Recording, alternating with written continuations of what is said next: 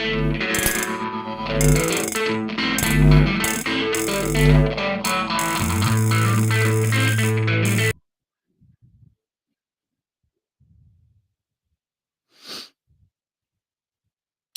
up? What's up? What's going on? What's happening, people? So, on today's episode, um, I decided to take a little bit different of a route. So, what we're going to do today is we're going to do a hot topic that everybody was kind of. There was a Facebook post a couple of weeks ago, and it was about how to deal with personality types. Like on this show, we've talked probably now hundreds of stories about people in houses and dealing with people and craziness that happens. And a lot of it, like, is hilarious. And a lot of it's like, look, how could you have dealt with that situation a little bit differently? And it could have been any situation. So today I have two guests who are sort of like experts in this field of personality profiling and understanding how to deal with different personalities. So I have Elise and I have Jason. Hello, Elise. Hello, Jason. Hello. Hello. Welcome to So I Was in This House. And here we are in this house.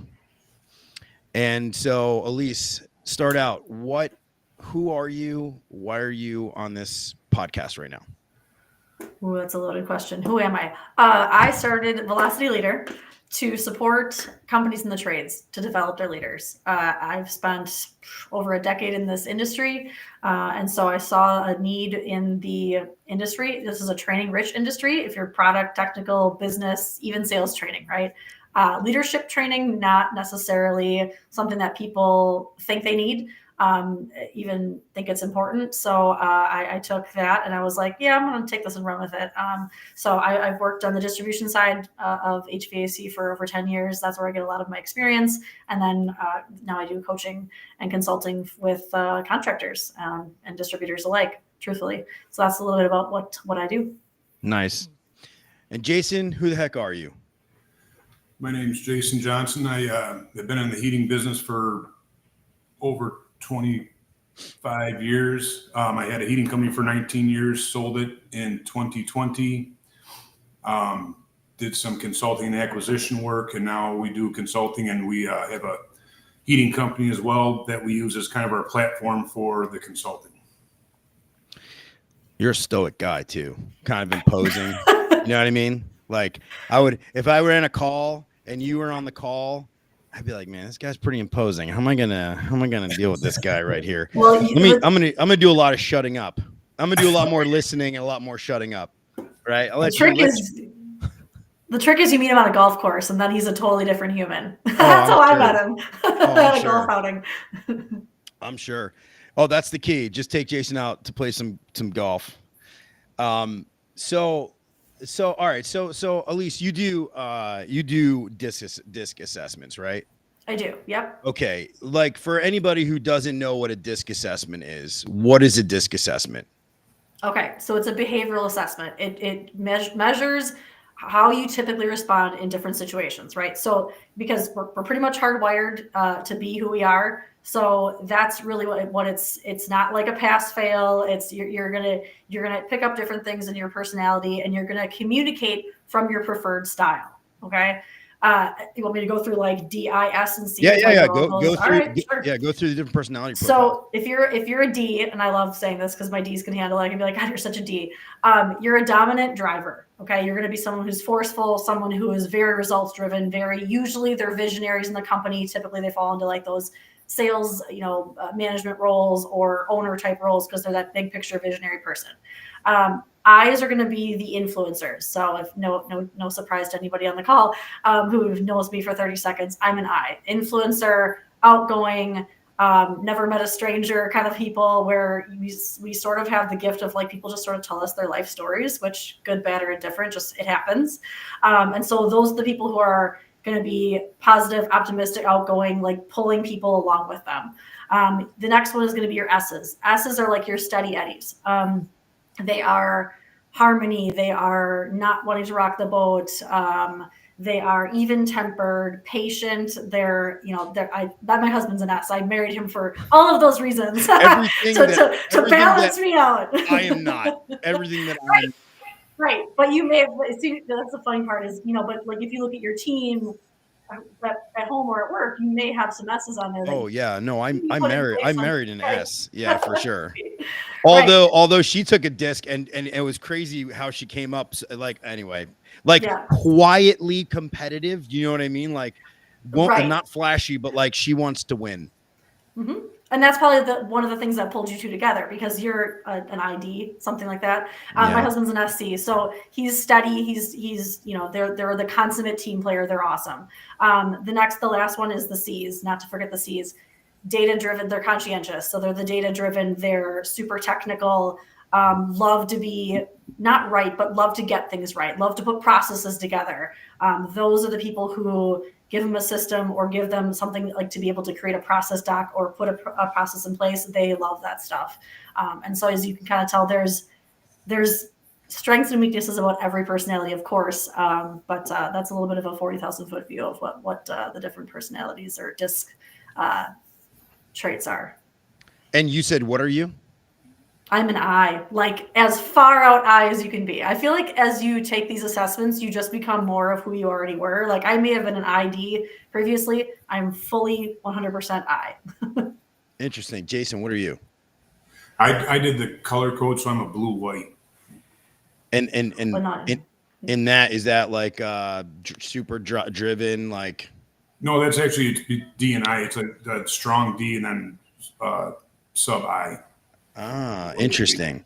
Yeah. What's the hardest personality to deal with?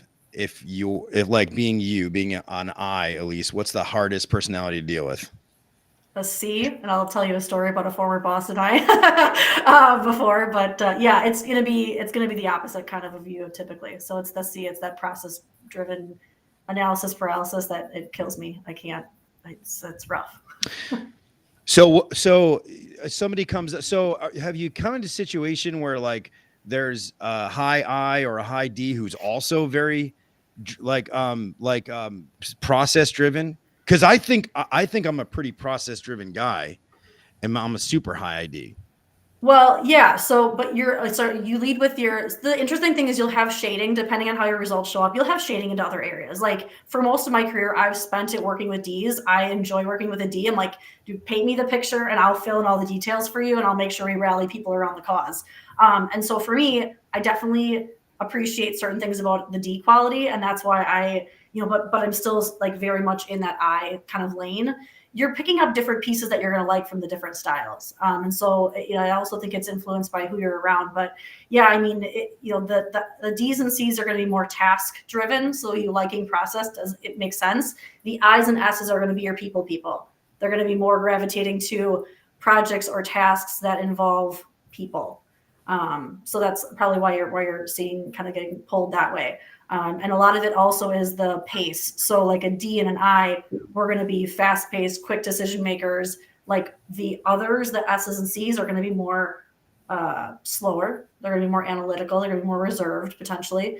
And again, I'm painting with a very broad brush here, guys. But that's essentially what you can, there's two questions I can kind of ask of somebody when I first meet them. It's like, okay, there's a new thing coming across your desk. Are you going to be more skeptical? Or are you going to be more welcoming and kind of open with the idea? That gauges, are you a D or are you I? Sort of where are you? Next question is, okay, you have another, so think of that same new project. Are you going to be cautious and reflective, or are you going to be questioning and skeptical? Like, are you going to kind of be like backing off? That'll kind of give me an idea of where you're going to be and land. Those two questions, you can sort of gauge where somebody's going to fall if you're trying to put them in a box. And maybe you both can answer this. So like in your experience with owners of these small businesses, who do you usually, is it an array of personality profiles? Oh, so it is. It's not like. Yeah. Well, because, so if you have like the technician turned owner, most of the time, we're going to have technicians that fall into an S or a C. And so they can start their own business, and then you have the owner who isn't necessarily that dominant driver, D or I. They're going to be the S or C. They're going to be very process driven. They're going to be very, very technical. Like they're going to be more concerned about how that install is done and done properly than maybe driving the sales or doing the sales calls. They have to do it as part of the deal, but they probably don't love it. Probably pushes them out of their comfort zone. If you think about like kind of a rubber band, it definitely stretches them and they're probably getting exhausted by the end of the day, having to do things that are not in their wheelhouse. No one likes to step out of their comfort zone. You got to get comfortable being uncomfortable. So let's walk through this. So if all right, so if you're a high, let's say you're a super analytical person, right? Mm-hmm. And I'm a driven person. Let's give an example, right? So like, I ran a call like years back, and I'll never forget this, right? And the guy was like sitting there, and I'm telling you, I sat at this guy's table. I don't even know how long it was, and it was like, I mean, every single minute, tiny little thing, and then would like talk in circles, and we could never get to like anywhere, right? And at that point in time, I hadn't taken disc. We never got anywhere. Like it was basically like, so what do you think? Well, let me ask you this. Like it just went back and forth. I mean, 3 hours went by, and it was like, so do you have any advice for someone that would, if you're dealing with someone who's like just an indecisive person? Well, one, I wouldn't say they're indecisive, so it's probably a C. The more data they can have, and this is why it drove me nuts having a boss that was a C. The more data they can have, the better they can like sleep at night. And it just, sometimes it's never enough data. Like I would get to the point of, honestly, I would use the reversing tactic, and I would just say, "Oh, that's a really great question. Why do you ask?" And try to get them to talk. And because what they're doing is they're trying to ask you a bunch of questions because it makes them feel comfortable moving forward. But sometimes they just gather enough details that it's like, it's never enough. It's only to like almost confirmation bias where they're like, well, I already had this kind of picked in my head. So I'm just going to keep asking you questions until I feel like better about it, justifying my decision. But is there a level where it's like they're just stalling? You know what I mean? They're just, or do you think that it's legitimate? Because I think there's a level of like, well, maybe they're just stalling. There could be. I mean, when I'm thinking about it, because this is where I think of like, I put like my marriage counselor hat on, where I'm like, okay, if we replace intent with the nature, it's in that person's nature to ask lots of questions because that's their process. And so while it may be really frustrating and annoying and take for frickin' ever on my end, that's how that person, it's the nature of who they are. And if they're your customer, you kind of got to go along for the ride, which as painful as it might be. Jason, you work with different companies. Do you work with anybody of this like a super analytical, data-driven person that's? Absolutely. Yeah. They're always fun to deal with. And it's just like anything, you got to weave in and out and figure out how to manage them and how to get what you want out of them without offending them. So now Jason brought something up before we started here, and it was really interesting. And it was like, you talk about weaving in and out as a leader, and it was like, you talked about walking the fine line of enabling and caring for your employees, and talk about that. As far as on the business side of things in the heating world, when you're a technician and you go from technician to an owner, all you know is fixing furnaces and putting new furnaces in and all that type of stuff. And then all of a sudden there's this big step back where you have to step back and you have to manage people. Well, now you're not managing people, you're managing the people that are managing your customers. So you have to keep those people happy somehow. Also, hopefully you didn't lose a bunch of customers that only wanted Jason in your house or Joe or whoever. So when you're doing that, it's a fine line between I want to help you, but I'm not going to do your job for you. So how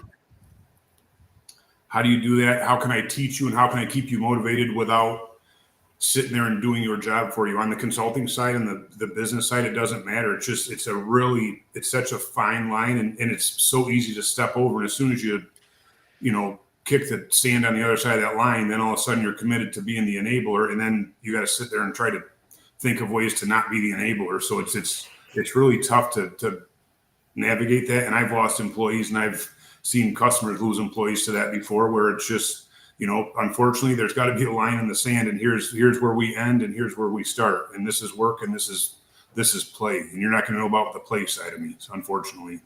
Yeah, I think what you're saying resonates because you're right. They go from like being in the truck. Now they've got employees. Now it's like, I'm going to do it for them. And I know a small business owner and he struggles with this a lot. Right. So he's like, and the more you do that, the less you have a chance to actually work on your business. Right. I mean, you can't work on your business and, you find yourself stuck in the truck and you can't get out because you're enabling. So then let me ask you this, guys. What's the best, like, okay, so, and I have a friend who manages a very large team and he talks about this a lot, like enabling your, empowering your Correct. employees. So do you just like not answer the phone? I've heard a lot of different things before. So the big thing in the tech world is, before there wasn't checklists. Now we have a checklist. So every time there's a checklist, we can sit on Service Titan and watch when a technician is going to call and ask for help. The biggest thing that we notice is if they call and then you answer the phone every time you give them the answer, guess what? You're not doing that employee any good. They're just going to keep calling. They're just going to keep calling. Yeah. Around here, we have a thing called RTFM, read the effing manual. So when technicians call, did you read the manual? You know what I mean? That's where most of the answers are. And if you follow our checklist, you can pretty much figure out any call out there. You gotta unfortunately let them sink sometimes.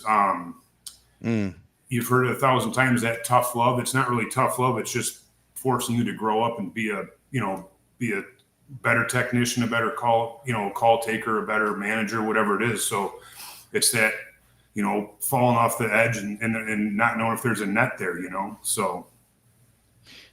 Do you think employers should know their personality types, Elise? Like they should actually adjust their managerial style based on the employee, or you think they should like equally manage everybody across?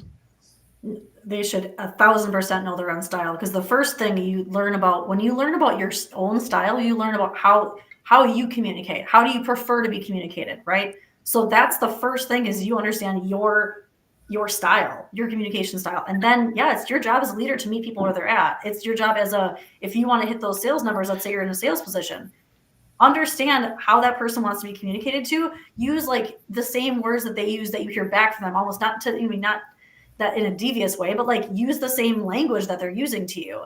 If they're, that's a sales tactic. Like, it's a mirroring sales tactic. But here's okay. Now this brings up a very like kind of a hot topic. Okay, we have a whole new generation of people who like don't even talk.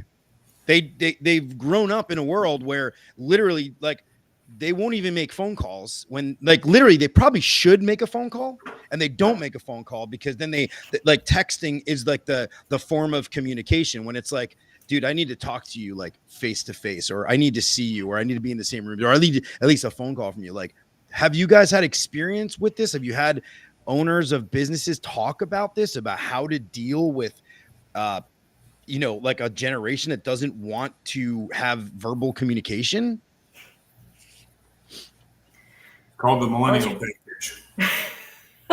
Hey, as the millennial, I'm offended, but I'm an elder millennial, so the rule is if you're offended, you're the problem. Remember, dang it, I'm out. Right, if you're offended, you're the problem. So we have a problem right here. I'm gonna use my first Taylor Swift reference and go, okay, hey, it's I'm the problem, it's me, I'm the problem. Got it. I love that line.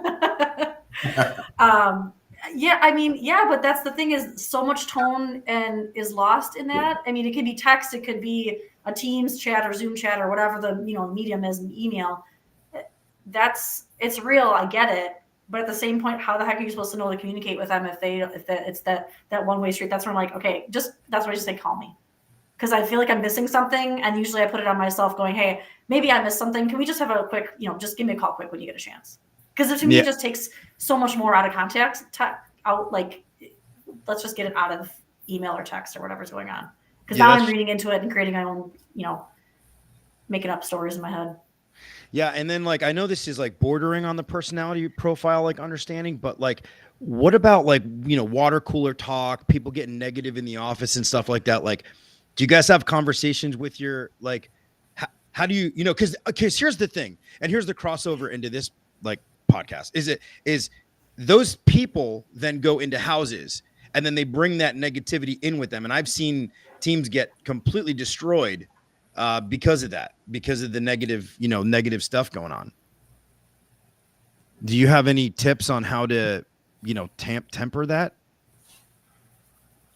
I would say with your teams, be as human as you possibly can and show them that you're human and that you were in their shoes before. I think it's Jocko, what's his name? He's got a book, but he carried the weighted vest and did the same run everyone else did. If you level with your people and you show them that you're human and you're just a stupid heating guy, guess what? They're going to respect you a lot more. You know what I mean? I mean, we open up our financials, we open up everything for the guys. So be as open book as you possibly can. Be a human being and just show them that you are too, because there's no one better than anyone else. So a complaint horizontal on an org chart does nobody any good. All right. Now going back to the personality stuff. Okay. You walk into a house, guys yeah. Okay. Furnace is over there. Whatever's over here. Okay. Blah, blah, blah, blah, blah, blah. Right. Ready? Go. Style. D. So, like, for sure. D's, because their sense of urgency is off. Like, that is the thing that ruffles so many feathers, is the D's sense of urgency.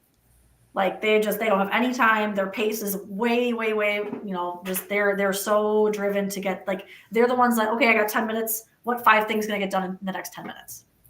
They're nuts. Okay. And so what would you say to somebody that was like, okay, I need to know how to deal with these guys? I would say short communication, ask as little questions as you can with as few words as you can, and understand why the heck you're there. Okay, got it. I understand that, like, you shorten it up and you kind of say, okay, I understand that you probably you don't have a lot of time. Why am I here? What are you hoping to get out of today? Like a quick question, pointed, as direct as you can be, because D's are about the direct, blunt. Like, I'm good with that. I see how I kind of like stood up right away. I was like, okay, yes, sir. That would be my biggest. Just quick, and don't like. So then, what would you say for companies that have like elongated processes that they have to check all these boxes, they have to do all these things, right? Like that's a big deal, right? Like a lot of companies subscribe to different practice groups, and then they, it's like check this box. You have to do this. You have to do this. You have to do this. What would you have to say this. You have to say that. What would you say to that? Well, I mean, they're there for a reason, right? I mean, it can be liability wise. It can be, you don't want callbacks that cost you money. So, I mean, to me, process is there for a reason. Help them understand the why behind the what. Help them understand why it's there. Why do I want to do this? So you would say, hey, buddy, I know you're in a rush right now. I get it. I want to be mindful of your time. I'm going to do this. And the reason why, it's actually for your benefit. You don't have a lot of time. You don't have a lot of time to deal with this kind of stuff. I'm going to go ahead and with this, you go do what you got to do, right? You can come with me if you want to, right? Like let him steer, and then, right. Like, and then go through your processes, still do what you've got to do.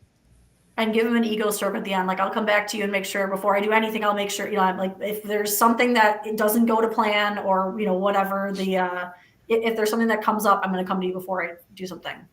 Jason, what do you think? I always feel like the D's need that ego stroke.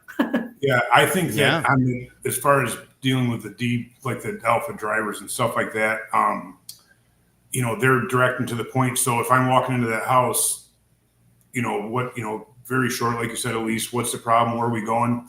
And I'm hoping like hell that by the time I say, would you mind showing me the thermostat? And when I'm downstairs at your furnace, if I find anything that's out of manufacturer specification, would you like me to come talk to you about it?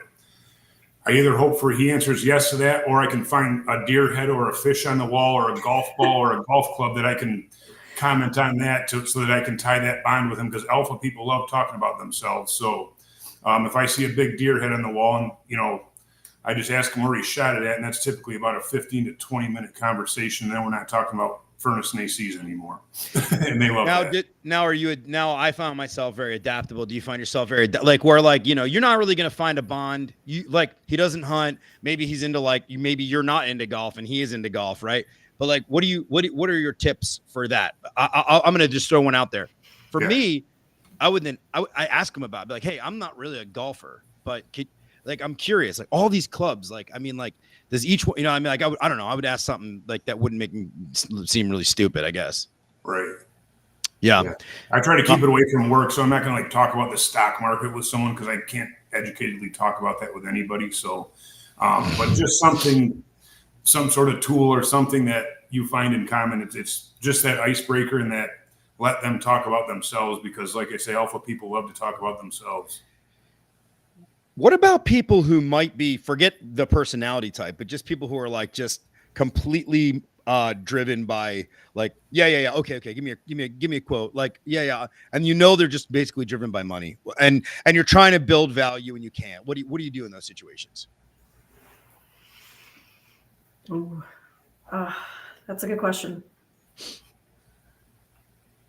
So in my experience, what I've tried to do is give them a reason, right? Like give them a reason why it would benefit them, right? To either listen to me or at least entertain some sort of, reason why, like, hey, the reason why I'm doing this calculation or the reason why I'm doing this, look, and also dismiss, right? Try to dismiss, right? Like be like, hey, look, if you're going to spend a lot of money on this, no matter who you go with, right? So I'm here. Let me do my job. I get it. Maybe you want the cheapest quote, and that's fine. But I'm going to do my job, and I'm going to get you what you got to get. And depending on the personality type, right, you may be able to navigate to, make sense for one of the four, right?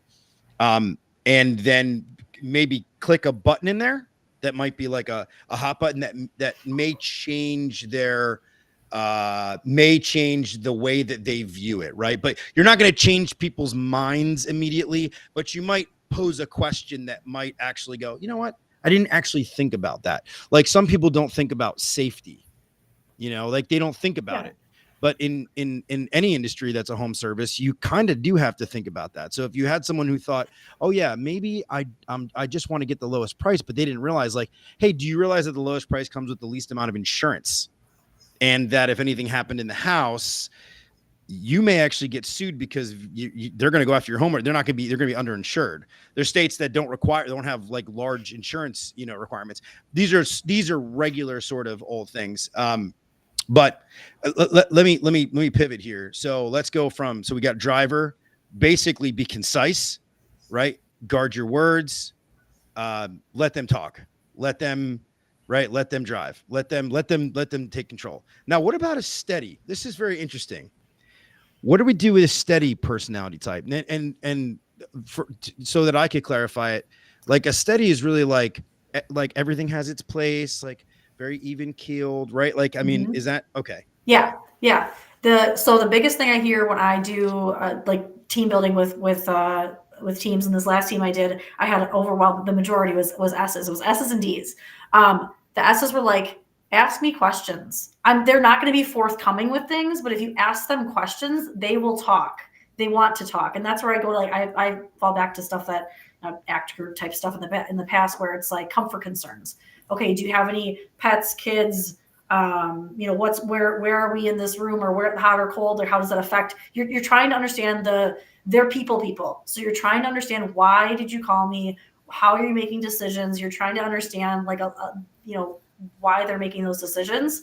Because again, the S's are like the steady, the great teammate. They're going to think about everybody else, and probably to some detriment. Like they're not going to think about themselves.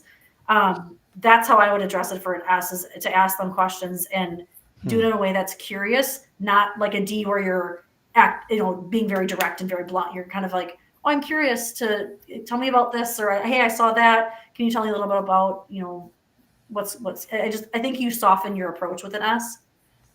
Soften your approach. So if I went into a house and I walked in and like everything was sort of in order and they were very cordial and very polite, and like you knew like, okay, like they're very like sort of organized and right, like what in your opinion would be like a telltale sign of somebody who's like a steady versus a C who's analytical?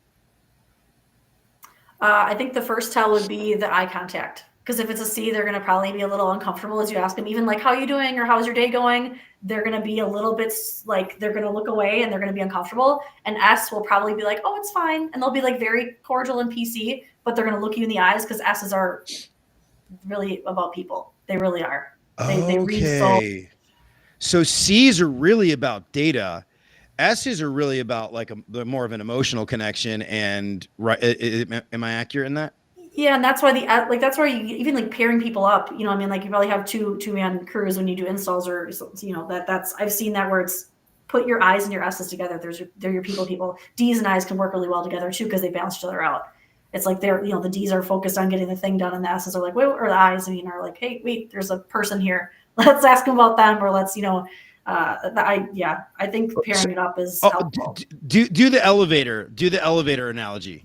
So like D's, okay, you're coming up to an elevator. The D's going to be the one pressing the button repeatedly and just looking at their watch and being super annoyed because they have places to go and people to see. Meanwhile, let's say the door's open. Hi, I'm standing here. I'm Miss I. I'm just like chatty Cathy, going to talk to you, everyone and everything about everything, take up all the air and all the space in the room.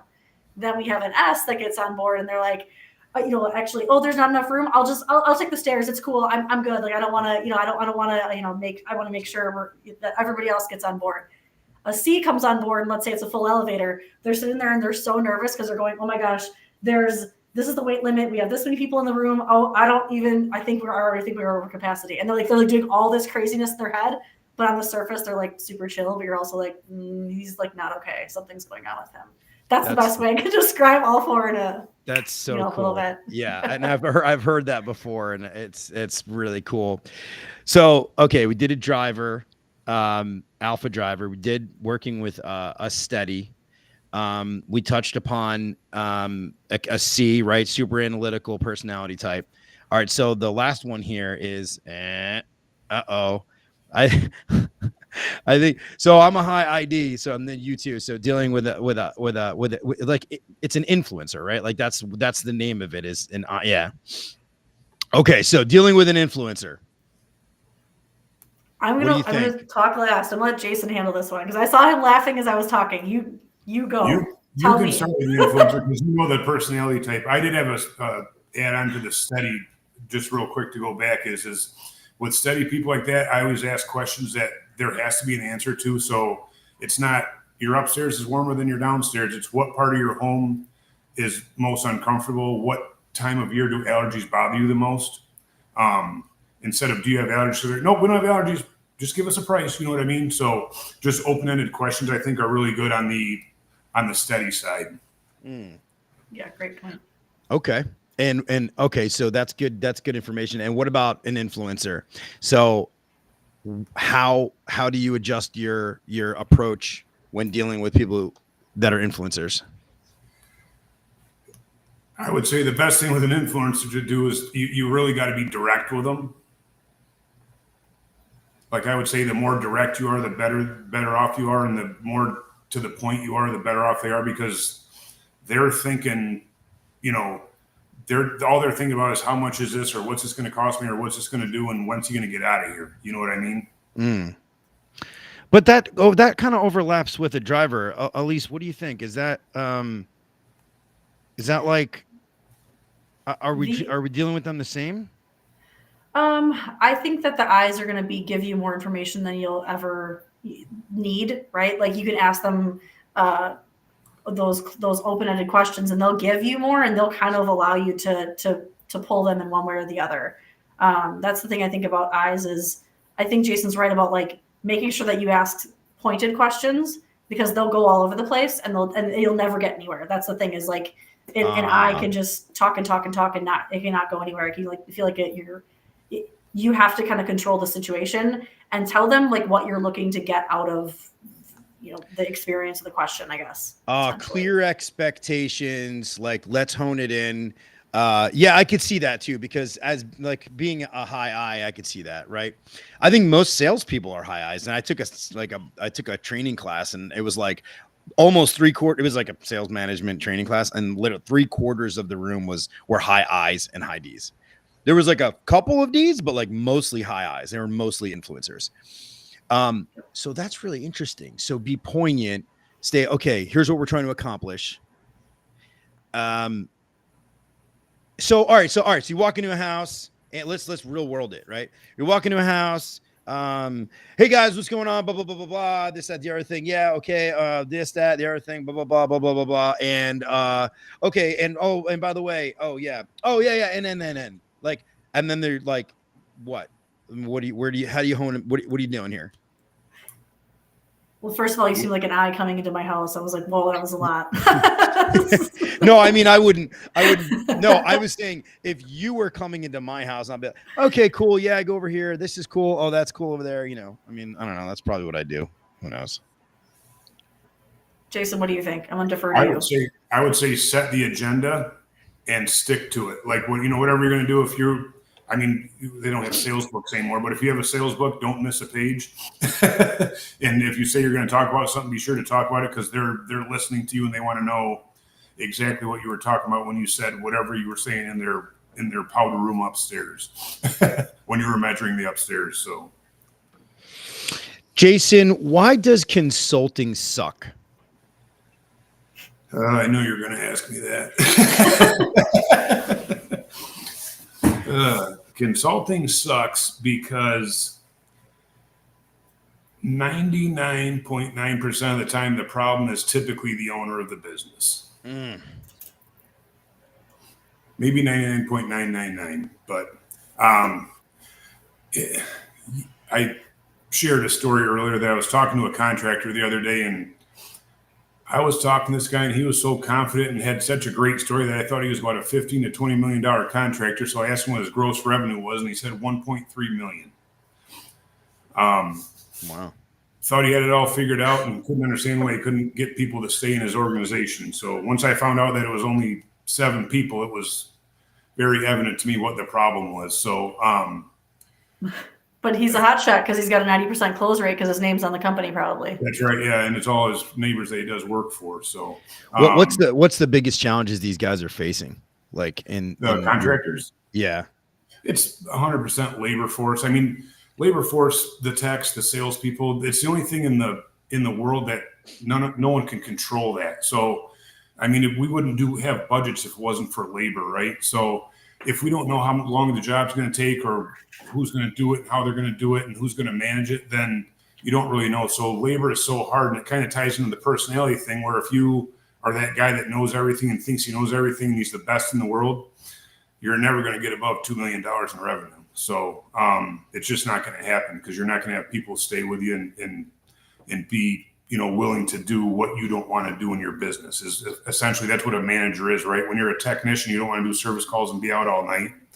So you can sit there and say, I don't want to do service calls. And then you're going to tell Bob to go do it. And then Bob's going to do it. And you're going to tell him what an idiot he is and how he doesn't do it well. And then Bob's going to quit and you're back in the truck. So, as an owner, anything in life, be open to learning, be open to growing as a human being, and, find out who you really are with a disc, or, whatever your favorite personality type thing is. But one wish I had before being a contractor is, and I figured this out about $500,000 in the hole in 10 years in businesses, is I should have went to a psychology class or something like that before I started my business, because I would have been way ahead of where I was at that time. So, but yeah, that's the biggest thing is just, treating your people like people, and allowing them to grow too. These guys sit there and they hold a noose on their guys, and it's so sad, because it's just, we're all human. We're all going to mess up. Guess what? Welcome to life. You know what I mean? That's just life. So, messing up isn't you screwed up and I'm going to chew your ass out. Messing up it's a learning opportunity. So, you know what? You did this wrong, but I'm glad you made a decision. In my organization, I always tell people when they call me with a problem, have 3 solutions and let's talk about it. I like that. So it's, just let them be. This is a personal story, but when I lost my father, I realized that my dad made all the decisions, and when grieving my father's passing, I went to my mom's house, and she kept asking me, well, what should we do here? What should we do there? And my type A personality said, we should do this. And then all of a sudden I said, wait a second, I'm being my freaking dad here. She's just not used to making decisions. So I would tell my mom, I would say, actually, Mom, what would you do? And she'd say, I'd say, what color? She'd say, what color do you think we should paint the wall? I think we should paint that color blue of that wall. Mom, you know what? That's a great freaking idea. So that helped me a lot in my own business when I had to manage people, because it made me see that she wasn't used to making decisions. And now I'm doing that same thing with my technicians. It's like, hey, when you call me with a problem, give me 3 solutions and let's talk about what the best one is. And if I'm not available, just make one and we'll deal with it later down the road. But any decision is a good decision at the time with no assistance. And then if you didn't do it how I would do it, I'm not going to body shame, or I'm not going to shame you and make you think that you did something wrong. I'm going to tell you how I would do it, and I'm going to give you the why of why I did it. I'm not going to sit there and degrade you and tell you you're an idiot for doing this and an idiot for doing that. I'm just going to tell you, next time that happens, maybe we could think about doing this because the customer doesn't get the experience that they need, or another employee didn't get what they wanted out of the deal or something like that. So just be fair with people and be a decent human being. You know what I mean? So Elise, talk about diversifying your workforce. You do this a lot, right? In team building. Yeah. Talk about diversifying your team. I'd be interested to hear about this. Well, and that's what I was kind of getting at a little bit before, even with the you want to have a variety of personalities in the team, because that's where the magic happens. Yes, is one personality going to ruffle the feathers of the other 3? Most likely. That's usually where conflict happens. But you get you get different ideas. If you had a team full of D's, nothing would ever get done because they would be sitting there trying to delegate off work as much as they could. D's are great at that. If you had I's, we'd all sit around and chit chat and never get things done. There's strengths and weaknesses to everything, and I think you could overplay a strength. But where really good teams that I've seen have that mix of different personalities. I talk about this a lot with contractors that I work with, is cross-training different departments. Like, yes, you may have a lot of, to your point of earlier of those sales trainings you've been in, a lot of them are D's and I's. A lot of them, yes, in sales are. And they're working with their outside sales. They're working with technicians who are S's and C's. There's naturally going to be conflicts in that personality, but also those roles. Being aware of that, having people, go do joint travel with one another, and having your sales guys ride along with the technicians and vice versa, helps them understand that they're getting to the same end goal. They're just going about it in a different way, and they're using their strengths to get there. And so that's I think the beauty of a team, and it's the mix. Yeah. So interestingly, most contractors, most companies in general, right? Like they have like the guys who are like out in the field that do the work. They got the guys who are selling, like all, it's interesting because there's always been this, there's always been this resistance between like, especially like install and sales, or, service and sales, or, and like service and install, like there's oh God, this guy, whatever. And it's like, dude, and it's right. And I think swimming in the same direction is really, really important. And that's, you're right. Like understanding that everybody's like a part of the hive, right? And trying to get there, right? Like without the sale, like nobody eats, like nothing happens until a transaction is made, period, nothing. And then like nothing, like you have to fulfill that, right? So you have to go out and do the work. So it's like, nobody's more important. It's just like, we just have to understand each other better. I think that's the same, like even in our world right now, like we just have to understand that we all think differently. We all are different. And I think it raises a much, much bigger question, right? Like what's going on in the world? Like with people are just so like everybody attacks each other. Everybody's like on each other. And I think conversations like this, understanding, right? The understanding aspect of it, that we all just play different roles, right? We're all trying to go for the same, we're all trying to accomplish the same things. I think there's a lot to learn there. So I have a question for each of you, and I ask it on every episode. And it is, what is one experience that you've had, albeit with a customer, with a client, with an employee, that has shaped you, that you bring with you wherever you go? Who wants to start? I'll go. Go ahead. So the thing it's one of the reasons I started the business. I worked with an HR, she was the manager, director, whatever you want to call it. And we were talking about, why should you're trying to create training for our middle managers? Because some of them had never managed people before. And she goes, we don't have to give them training if we hire the right people. I was like, what? That's the most flawed that was that moment where I was like, that is the most flawed vision of how to develop people and create, like, how are you retaining your talent? I couldn't disagree with it more. And I just sat there going, all right, this is not a person that should be, people and culture is not your jam. You should really find something else. But that for me is, yes, you can absolutely hire for skill, but you have to keep developing them. I think it's your responsibility as an owner for your company to create that culture where people want to be and giving them opportunities. And a lot of the owners I've talked to struggle with, I want to pay my guys more. It's not always about paying them more. You can invest in them and give them a career instead of a job, and it changes the game because they can go play the money game and you can go get paid more, and it could be a shit culture. Invest in your people, even giving them disc training. It's not a huge cost, but help them understand how they operate. And guess what? They're going to be a better spouse, a better friend, a better all of it. So that one thing, that one thing that she said, like, lives with you because you just think like, wow. And then, like, I mean, I guess you can coach to that. You could say, hey, this is how not to do it. This is how not to think. Yeah. I mean, I try to not hold it with a negativity. I try to sit there and go, okay, rather than being victim, right? Like, what can I do with that? How can I help someone shift that mindset if that's their perspective? And it's valid perspective. I get it. Like, I understand, but I just couldn't disagree more with that. I just think that that's not, it's your responsibility as that employer to provide that for that person. And if they don't, if they don't lean into it or do something with it, that's on them, but at least give them the opportunity to have a different mindset, give them an opportunity to hear different information and be challenged. What about you, Jason? One thing that stuck with me was my first employer that I ever worked for. He gave me an awful lot of great information. It wasn't what to do, but what not to do. So I remember I just got out of tech school, and it was about a half hour, 45 minutes away that I had to drive to. I drove my own car. I was making $8 an hour, and well, you can come here for 3 months. We'll get you going, and then we'll get you a raise. We'll get you more money, whatever the number was.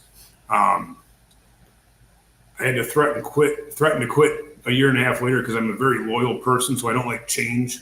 I had to threaten to quit to get a conversation about possibly getting a raise, and that's always stuck with me as a contractor because one thing that's very frustrating is when people say stuff and they don't do it or follow up on it. So, like when I used to hire people, I would my desk sat back and I would put a piece of paper down between the door and where the person was going to sit.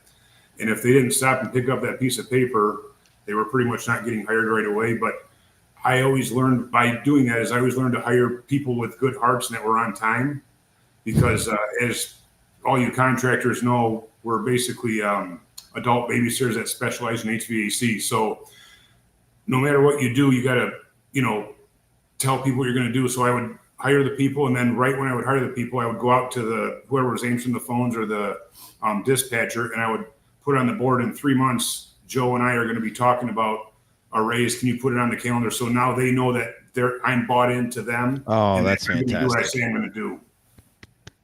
That's great. That's so great. Yeah. So that conversation sparked you to be completely different. You asking, did you get the raise, by the way? I didn't hear that part of the story. Did you get the raise from I did, yeah. your boss? Oh, okay, good. Oh, wow. That's actually a really cool story. I can't wait to stitch these together. So yeah, that was what it was. And like I say, it's just like I always say, treat people how you want to be treated. It's do that. And, as a leader, I think the more stuff that you learn, and Elise and I actually talked about this at the golf course because it was 95 degrees, so we had to stay out of the sun as much as we could. Is when you go home to your family, treat them the same way. I like typical people. We've lost a lot of marriages from HVAC, and I lost one, and now I'm in a great relationship, and I've found myself emotionally just love life and have a great life now. So, but treat your people at, whoever's at home, your significant others and your family and your kids, treat them with the same respect that you treat your employees with. And I think you'll be pretty happy in life. Guys, this has been a really good conversation. Why don't you guys, so tell everybody where they can actually find you. Elise, where can they find you? So I'm trying to keep my, my personal persona on Facebook to be my own. I'm having a hard time with it, to be honest with you. That's a hard balance. You can find me on Facebook. Maybe I'll accept your friend request. No. depending There's contractors that are going to listen to this. So Oh, yeah. what's the name of your business? Velocity Leader. It's velocity-leader.com. So yeah, you can absolutely find me there. velocityleader.com.